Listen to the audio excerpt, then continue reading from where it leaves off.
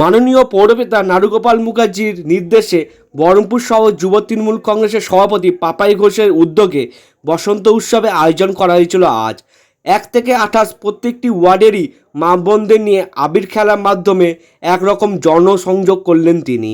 এই বসন্ত উৎসবে 8 থেকে 80 সকলেই মেতে উঠেছেন।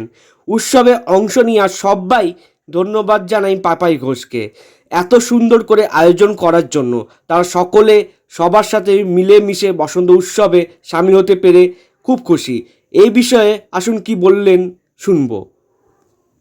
আমাদের বসন্ত উৎসব সকলে জানি আজকে বহরমপুর শহরের 4 নম্বর ওয়ার্ড থেকে এবং শহর তৃণমূল যুব কংগ্রেসের ব্যবস্থাপনায় মমতা বন্দ্যোপাধ্যায়, নেতা অভিষেক বন্দ্যোপাধ্যায়, সর্বোপরি আমাদের বহরমপুর শহরের পৌরপিতা নারুগোপাল মুখার্জির নেতৃত্বে গোটা বহরমপুর শহরে 1 থেকে 28টি ওয়ার্ডে চলছে। সেই মোতাবেক আজকে চুক্তিওয়াটার মোড় থেকে আমরা এলাকার অসংখ্য মা বোন ভাই বন্ধু সকলকে নিয়ে বসন্ত উৎসবে মেতে উঠলাম।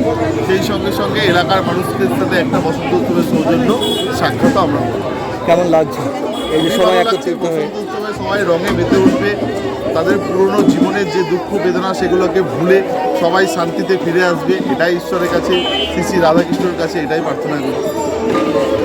প্রতি বছরই তো এই যে পাপাইদের বসন্ত উৎসব থেকে শুরু সামাজিক কাজগুলো করা হয়। প্রতি বছর এরকম হয়, আমরা খুব আনন্দ ভোগ করি, সব মেয়েদেরকে নিয়ে আমরা খুব আনন্দ উপভোগ করি। পাপাইও থাকে, সেখানে প্রেজেন্ট থাকে, আর আশেপাশে যত মানে মেয়েরা আছে ছেলেরা আছে সবাইকে নিয়ে আমরা উপভোগ করি, আমরা বেরোই প্রতি বছর।